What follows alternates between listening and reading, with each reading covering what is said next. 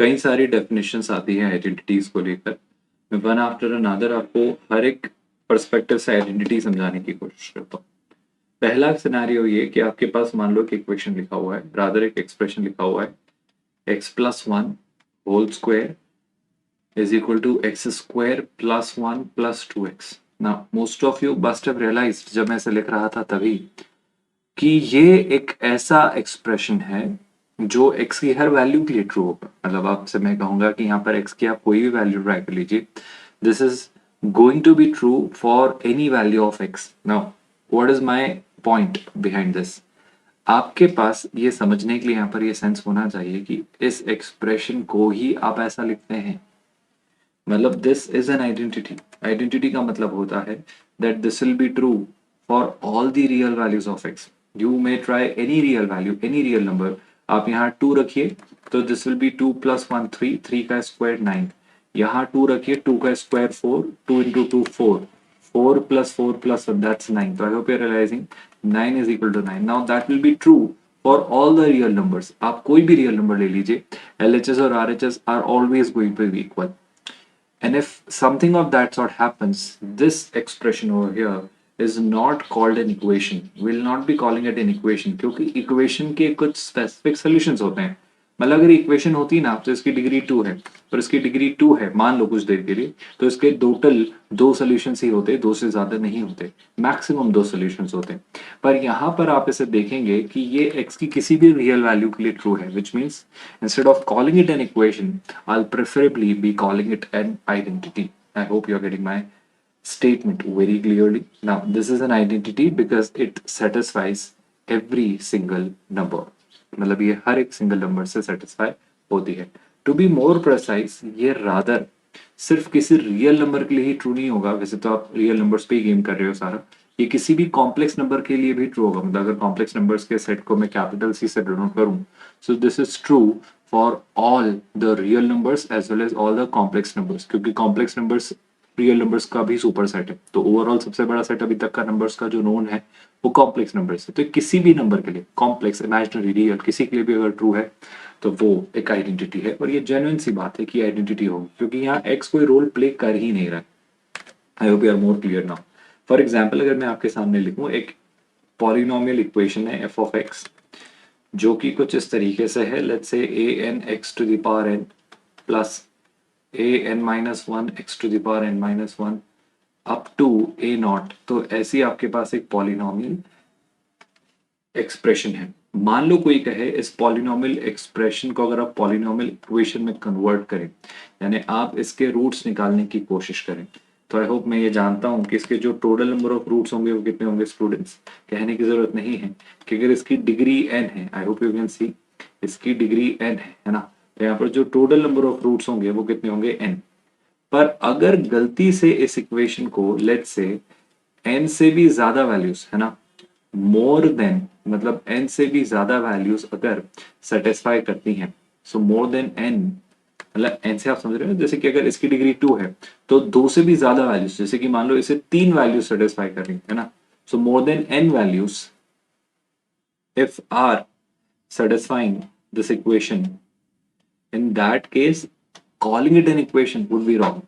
More than n values are satisfying the equation, in that case this is not an equation, then it is an identity. Are we clear on this, students? Are you able to distinguish कि आपके पास equation और identity क्या होती है? क्योंकि स्वाभाविक सी बात है, अगर इसकी डिग्री n है तो इसके मैक्सिमम n रूट्स होंगे, पर आप कह रहे हो सर इसके n से ज्यादा रूट्स हैं, तो n से ज्यादा अगर रूट्स आ गए जो कि इक्वेशन में पॉसिबल नहीं है, तो डेफिनेटली वो आइडेंटिटी है। और अगर वो आइडेंटिटी है तो वो x की किसी भी कॉम्प्लेक्स वैल्यू के लिए ट्रू होगी। मतलब आप फिर x की कोई भी वैल्यू रख देना, वो हमेशा अपना आंसर 0 ही लेकर आएगी। आई होप अब आप क्लियरिटी के साथ सोच पा रहे हैं कि मैं आपसे क्या कहना चाह रहा हूँ। और अगर ऐसा हो रहा है तो सोचो कि ये क्यों 0 है। मतलब सर आप यहाँ यहाँ यहाँ इन सबको ऐड कर रहे हो, किसी भी नंबर के लिए वो 0 आ रहा है, तो ये तब ही पॉसिबल है। स्टूडेंट्स, यहाँ से एक इंपॉर्टेंट कंक्लूजन आप देख सकते हो कि चाहे वो an हो, चाहे वो an-1 हो, चाहे वो an-2 हो, ये जो सारे टर्म्स आपने लिखे हैं अप टू a0, ये सब 0 ही होंगे, तब ही जाकर ये सम 0 होगा किसी भी कॉम्प्लेक्स नंबर के लिए। So I hope we are clear on this. कि एक इक्वेशन आइडेंटिटी में कब कन्वर्ट होती है, और अगर एक इक्वेशन आइडेंटिटी कहलाती है, अगर उसे आप आइडेंटिटी क्लेम करते हैं, तो उसके लिए फिर क्या क्या रिजल्ट्स आप डिस्कवर या फिगर आउट कर सकते हैं। If this part is very well understood by all of you, I think identity पर अगर मैं और क्लैरिटी देना चाहूँ, सो लेट्स से मैं कुछ और चीज़ों को लेकर आपसे डिस्कशन करता हूँ। ध्यान से सुनिएगा, बड़े गौर से देखिएगा और इत्मीनान के साथ देखिएगा। मैं अगर आपसे कहूँ, गौर से सुनिएगा स्टूडेंट्स, कि आपके पास एक इक्वेशन में लिखता हूँ ax⁴ plus bx³ plus let's say cx² plus dx plus e, है ना, is equal to, let's say मैंने लिखा है 7x⁴ minus 9x³ plus 3x² plus 2x plus 8, है ना। और मैं कहूँ ये एक पॉलिनोमियल इक्वेशन, यानी ये बाई क्वाड्रेटिक इक्वेशन नहीं है, दिस इज एन आइडेंटिटी। आपको ये पता है कि लेट्स से ये जो दिया गया है ये एक आइडेंटिटी है, तो जरा सोच के बताइए स्टूडेंट्स, ये आइडेंटिटी क्यों होगी? सर ये आइडेंटिटी तभी होगी जब ये x की हर वैल्यू के लिए सेटिस्फाई होगी। मतलब ये x की हर वैल्यू के लिए सेटिस्फाइड है। मतलब अगर मैं आपको और समझाना चाहूँ तो क्या मैं इसे लिख सकता हूँ, a-7 times x⁴ plus b+9 times x का cube plus c-3 times x² plus d-2 times x and plus e-8। And I hope आपको समझ आ रहा है कि अगर कोई कह रहा है कि ये इक्वेशन ना होकर एक आइडेंटिटी है, मतलब वाजिब सी बात है, अगर मैं ये समझूं कि इसकी डिग्री 4 है तो इसके मैक्सिमम रूट्स 4 होने चाहिए, पर मुझे कहा गया है इसके 4 से ज्यादा रूट्स हैं, तो ये तभी हो सकता है जब ये इक्वेशन ना होकर एक आइडेंटिटी है। और आइडेंटिटी होने का मतलब है a-7 b+9 c-3 d-2 and even e-8, ये सब जीरो होंगे। यानी आप कह सकते हो a7 होगा, b-9 होगा, c3 होगा, d2 होगा और e8 होगा। आप खुद लॉजिकली सोचो, a को क्या होना होगा 7, b को क्या होना होगा -9, c को क्या होना पड़ेगा 3, d को क्या होना पड़ेगा 2 और e को क्या होना पड़ेगा 8। तो LHS RHS के एग्जैक्ट इक्वल है, और उसमें x कोई रोल प्ले कर ही नहीं रहा है। ये डिसाइडेड है में कि इनकी वैल्यू इक्वल कब होगी, क्योंकि ये हमेशा इक्वल है चाहे x कुछ भी हो, और अगर x के कुछ भी होने पर ये इक्वल है, मतलब ये इक्वेशन ना होकर एक आइडेंटिटी है। सो आई होप अब आप आइडेंटिटी को समझ पा रहे हो कि आइडेंटिटीज एग्जैक्टली कैसे बिहेव करती है और उन्हें कैसे सोचा जाता है। Let me give you one more example so that you can get more clarity on identities. Look at this question. What am I told in this question? That it is satisfied by more than 2 values of x. मतलब x की 2 से ज्यादा value. अब आप ऐसे समझो, यहाँ पर अगर मैं ऐसे लिखूं तो ये x² है, मतलब इसकी डिग्री कितनी है? इस इक्वेशन की डिग्री 2 है, मतलब इसके मैक्सिमम रूट्स कितने होंगे? इसके मैक्सिमम रूट्स 2 होंगे। आई होप आप लैंग्वेज समझ रहे हो। लेकिन उनका ये कहना है कि वो 2 वैल्यूज से ज्यादा वैल्यूज के लिए ट्रू है, मतलब वो 2 से ज्यादा वैल्यूज के लिए सेटिस्फाई होती है।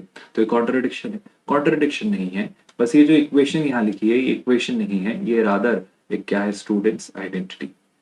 और आई होप आपको आइडेंटिटी को लेकर हमारा कंक्लूजन याद है कि अगर ये एक आइडेंटिटी है, मतलब यहाँ पर ये जो कोफिशिएंट्स हैं इनको जीरो होना होगा। कोफिशिएंट्स को जीरो होने का मतलब λ² -5λ + 6, λ² -3λ + 2 एंड λ² -4, ये तीनों वैल्यूज को जीरो होना होगा। अब ये तीनों वैल्यूज किस कॉमन वैल्यू ऑफ लैम्डा के लिए जीरो होती हैं वो देख लेते हैं।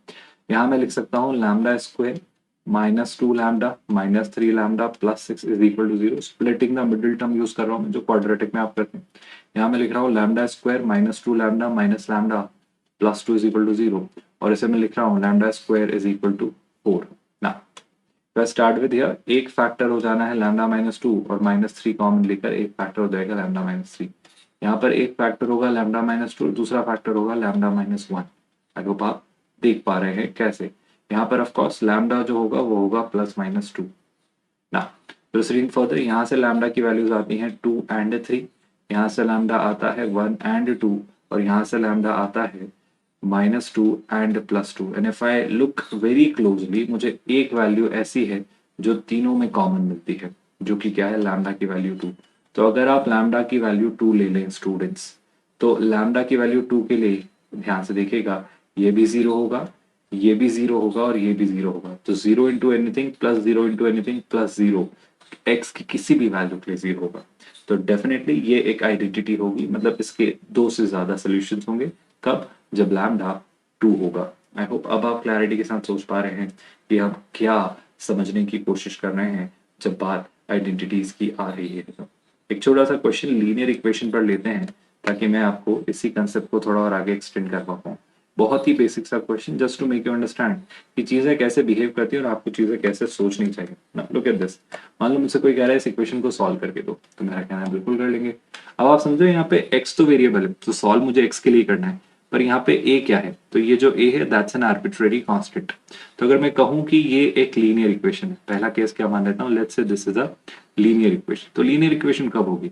जब x की पावर 1 होगी, और x की पावर 1 होने के साथ साथ जो x का कोफिशिएंट है वो 0 नहीं होगा। यानी आई होप आप समझ रहे हो, a क्या नहीं होना चाहिए, a3 नहीं होना चाहिए। तो जब जब a3 नहीं होगा, इस इक्वेशन को हम कैसे सॉल्व करेंगे? आई होप आप मेरा स्टेटमेंट समझ पा रहे हो कि अगर a3 नहीं है तो इस इक्वेशन को हम कैसे सॉल्व करेंगे, वो स्टेटमेंट मैं आपको यहाँ देना चाहता हूँ। तो इफ आई प्रोसीड फर्दर, बड़ी सिंपल सी बात है। एलएचएस में लिखा है a minus 3 times x is equal to 5 को अगर राइट हैंड साइड शिफ्ट किया तो हो जाना है a माइनस 3। तो x की वैल्यू होगी a minus 3 upon a minus 3, और हम ये कंक्लूड कर चुके हैं कि आपका a जो है 3 तो है नहीं, तो a माइनस 3 0 तो होगा नहीं, मतलब ये 0 बाय 0 फॉर्म नहीं बन रही है, आप ये समझना, मतलब ये इनडिटरमिनेट फॉर्म नहीं बन रही है, क्योंकि a माइनस 3 को हमने 0 होने दिया नहीं है। तो इससे अगर ये कैंसिल होता है, सो दिस इज 1। तो अगर ये एक लीनियर इक्वेशन है, यानी x की पावर 1 जो है उसकी कोफिशिएंट 0 नहीं है, तो उस केस में x की वैल्यू 1 इसे सेटिस्फाइड होती है। पर मान लो ये लीनियर इक्वेशन नहीं होती, मतलब उस केस में a माइनस 3 क्या हो जाता है स्टूडेंट्स? 0। इफ, मतलब ये है मेरा case 1 when I'm assuming that this is a linear equation. Now I'm proceeding with the case 2 when I'm assuming that if this is not a linear equation, if it is not a linear equation, in that case क्या होगा? a minus 3 यानी x का जो coefficient है, x की power 1 वो 0 हो जाना है। और अगर a माइनस 3 0 होता है स्टूडेंट्स, तो मैं कह सकता हूँ क्या कि मुझे a की वैल्यू कितनी मिल गई है? 3। अब अगर मैं a की वैल्यू 3 रख देता हूँ अपनी इक्वेशन में, इक्वेशन क्या थी याद करो, a minus 3 times x plus 5 is equal to a plus 2, right. अब अगर मैं a की वैल्यू 3 रख देता हूँ तो क्या मिलता है? देखो यहाँ अगर 3 रखा, सो दिस इज 3 माइनस 3 0, तो 0 times x plus 5 is equal to 3 plus 2, which gives me 5 is equal to 5। So अगर x की वैल्यू मुझे कुछ मिल ही नहीं रही है, क्योंकि मैंने क्या किया, ये लीनियर इक्वेशन नहीं, तो अगर a माइनस 3 0 हो जाता है, तो उस केस में ये क्या बन जाती है स्टूडेंट्स? उस केस में ये एक आइडेंटिटी बन जाएगी, क्योंकि उस केस में LHS और RHS हमेशा इक्वल है, मतलब this is true for any real value of x। पर ये कब होगा? जब a कितना होगा? 3। सो दो केसेस, अगर a 3 नहीं है तो a की वैल्यू 1, और अगर a 3 हो गया तो फिर ये आइडेंटिटी है, और उस केस में x की हर रियल वैल्यू के लिए ये सेटिस्फाई होगी। In the very next session, we'll start with quadratic equations.